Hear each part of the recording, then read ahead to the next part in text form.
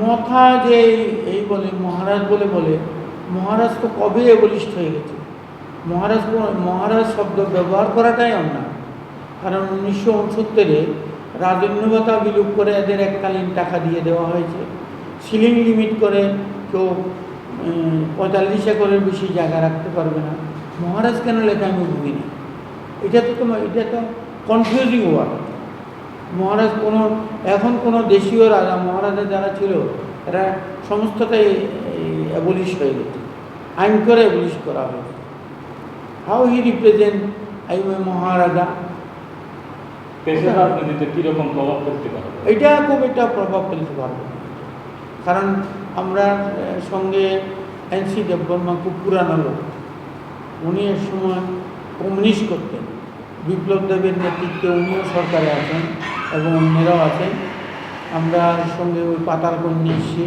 আরও অন্যান্য ইনফ্লুয়েন্সিয়াল লোক, জনজাতি অংশের প্রভাবশালী লোক, সেদিকেও প্রত্যন্ত অঞ্চলে রাস্তাঘাট, স্কুল, কলেজ, কোর্ট কাছারি করার জন্য সরকার উদ্যোগ নিয়েছে, যাতে মানুষ আকৃষ্ট হয়। আগে পর্যটন কেন্দ্রগুলো ধরুন এই যে অমরপুরের ছবিমুড়া, মানুষ যাতায়াত করতো না, সেখানে যায়। মাতাবাড়িটা নতুন করে সাজানো হচ্ছে, কোটি কোটি টাকা ব্যয় করে। তাদের যে গ্যাটার টিপ্লালেন্ডার, হ্যাঁ, মথার যে গ্যাটার টিপ্লালেন্ডার, এই দাবিটা কতটুকু কিছু করতে পারে না, পাওয়া যাবে? কিছু করতে পারে না। আমি আপনাকে হলফ নিয়ে করতে পারি। কিছু আছে যুবক ভাই, এদের বুঝিয়ে কনভিন্স করা হচ্ছে। আমরা শান্তির বাতাবরণ সৃষ্টি করেছি বিপ্লবের মধ্যে, সেটা কন্টিনিউ করবো, অব্যাহত থাকবে। আমরা বুঝিয়ে সুঝিয়ে আমরা করবো। আমরা হিংসায় বিশ্বাসী নই, সেটা হবে। এবং আমরা 60টা সিটি আমরা জিতব, আশা রাখি। হ্যাঁ, আশা রাখি। এবং আমি বাস্তব চিত্র আমি জানি। একসময় তৃণমূলের দায়িত্বে ছিলাম, আমি সারা ত্রিপুরা রাজ্য ঘুরেছি। তখনও তো সারা পাইনি পশ্চিমবঙ্গের মমতা ব্যানার্জির উদাসীনতার জন্য। উনি আসতেন না, উনি বুড়ো আঙুল দিয়ে দেখি। বিধায়ক হওয়ার পরে বিলোনিয়াতে এরা তো কোনো ডেভেলপমেন্ট ওয়ার্ক করেনি। এটা অশিক্ষিত লোক সৃষ্টি করেছে, যারা মিছিল মিটিং করবে শুধু, আর কিছু মতলব ছিল, কোনো ডেভেলপমেন্ট ওয়ার্ক কিছু করেনি। বরঞ্চ অনেকেই কলেজে পড়তেও পারেনি। যারা এসএফআই করতো না, তাদের স্কুলে কলেজে পড়ার সুযোগ ছিল না। স্কুল ছাত্র, কলেজ ছাত্রদের মেরেছে। এটা আমাদের সুশঙ্কর ভূমি, কলেজে যেতে পারেনি, 2বার মার খেয়ে এরপরে কলেজে। আমরা আসার পরে অনেক ডেভেলপমেন্ট ওয়ার্ক করছি। আমি এই তো কলেজের জন্য 2,16,000 টাকা এমএলএ ফান্ড থেকে দিয়েছি। তারপরে এখানে যে সমস্ত অসম্পূর্ণ কাজ, রেল লাইনটা হওয়ার পরে এখন যে রেল স্টেশন আছে সেটা এক্সটেনশন হয়ে এই পুরাতন বিলোনিয়া রেল স্টেশন এটা হবে। পরশুরাম থেকে ফেনী থেকে পরশুরাম যে রেল লাইনটা আছে, এটা এখনও এক্সিস্টেন্স আছে। খালেদা জিয়া এটা বন্ধ করে দিয়েছে, সেইটা চালু করার জন্য আমরা দিয়েছি। আর এটা অলরেডি সেটেল। এই যে মহিচলটা, এটা অনেক জায়গা, 92 একর জায়গা, এটা আমাদের দখলে আসবে। এটা ফাইনাল হয়ে গেছে, এটা একদিনের সইয়ের বাকি, এটা হবে।